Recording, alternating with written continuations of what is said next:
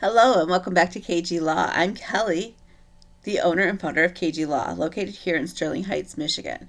Understand that most of the advice I'm going to give you um, in this next short series is related to Michigan.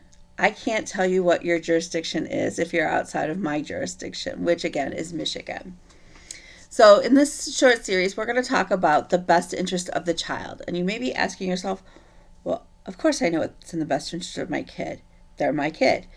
What I'm talking about, though, is a little bit different. The 12 best interest factors are what judges here in Michigan use when they are determining child custody, when it's debated. Now, if you and your other parent can agree on a parenting time schedule, 9 times out of 10, the judges here will sign off on that.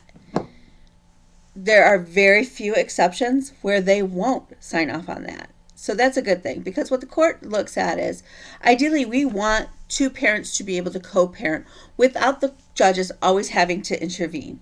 The people who have the best idea of what is in their child's best interest really and truly should be the two parents who brought the child into this family.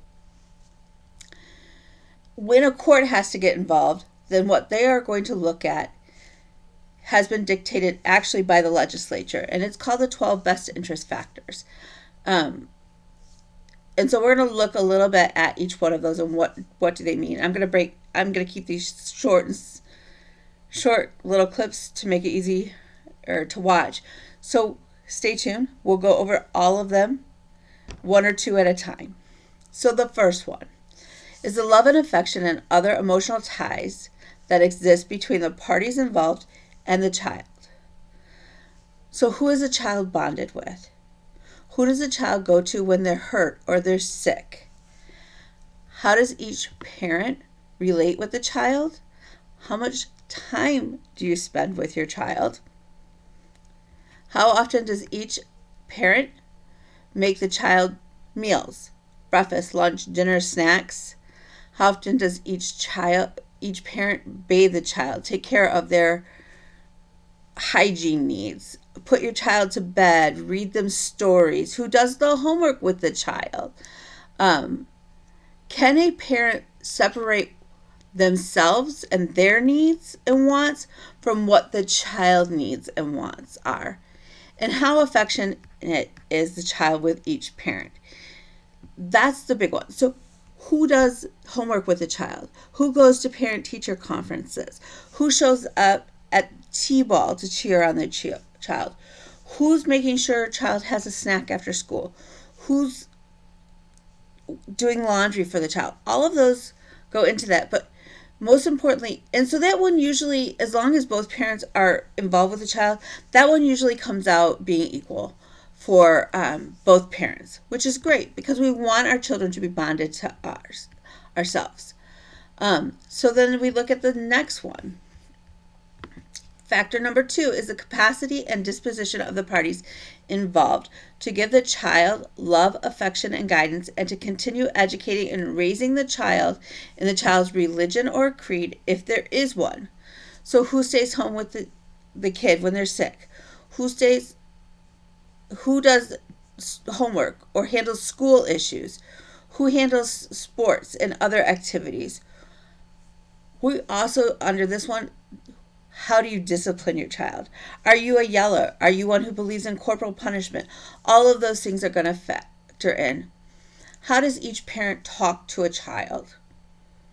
Are you talking down to them? Are you talking about things that you shouldn't be, that aren't age appropriate? Are you telling the child they're stupid or that they're, whatever it is, that's going to factor in. How often does each parent involve the child with grandparents, aunts, uncles? And when we say aunts and uncles, understand, it doesn't necessarily have to be blood relatives. It's because we all have those special parents. I can tell you, I'm a mom, and my kids have people that we call aunt and uncle, but they are not blood relatives. But that would factor in there. And then who takes a child to church or temple or whatever religious events that are appropriate for the religion that your family practices? Okay, so that may not be a factor for your family if you're not a family that is actively participating in a religion.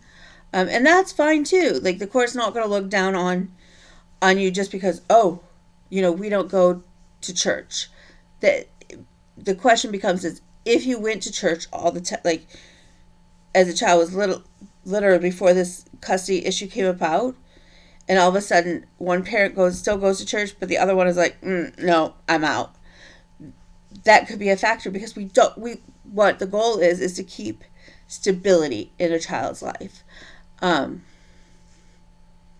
So yeah, we want the child to feel supported. We want little Susie or little Johnny to have both parents, aunts, uncles, brothers, cousins, monkeys, at T-ball cheering them on, or whatever it is. When little Susie is selling Girl Scout cookies, who's helping her sell Girl Scout cookies?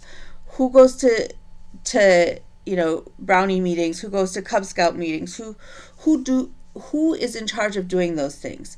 Now, here's a caveat. If one parent is always scheduling those things and not telling the other parent, that's part of co-parenting. So you can't enroll Susie in dance and science club and brownies and everything and then go, we're not going to tell the other parent. And then you come in and say, oh, but the other parent doesn't go to brownies with her, and the other parent doesn't go to dance, and the other parent didn't show up for the recital or whatever, and the other parent's like, what are you talking about? Then the question becomes to the first parent is, did you even tell other parent that was an option? Now, it's one thing if they say they don't want to go, or they don't go after they've been told, but you got to tell them in order to count it against them. So we recommend, especially if there's a high conflict divorce, there's two approaches that we can handle for communication that kind of lessens things and also makes it very easy for the court to look at, to say, oh, no, right here's where they told you. And that's Our Family Wizard. Now, with Our Family Wizard, there's a cost associated. So some of my courts are moving a little bit away from that, just because there is a cost associated. And then there's another one called App Close, which is a free app that you can put on your phone. You send an invite to the other parent, and all communication can happen through the app. And then it timestamps it, and it makes it very easy as an attorney to enter those text messages and things into court.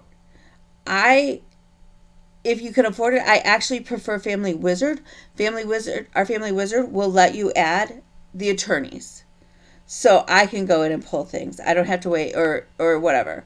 I have not had that experience yet with App Close. I think that's just parents, which, if that's how it can be handled, I am big time for that, because anytime that I have to sit through and read through text messages, I'm going to bill a client for.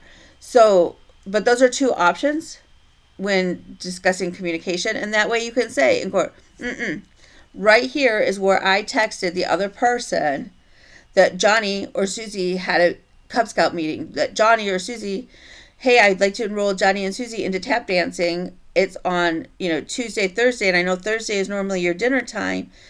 Do you want to maybe then take Wednesday night so that you still have your full dinner time? Those kinds of things. All of that can be there, and it timestamps it really nice, and it makes it very easy for us as attorneys to enter it into evidence. So those are two things two programs to consider on your phone. Obviously, those are in high conflict situations that we recommend those. If you and other parent can co-parent and communicate and text and can handle it through normal texting, that's always the preferred. That's the top first pick. Then we go down and we look at programs like Our Family Wizard or App Close to use for communication. But again, when we're talking about that second factor, a lot of it has to do with continuity of the child's life and maintaining almost a status quo. So feel free to reach out to me with any other questions.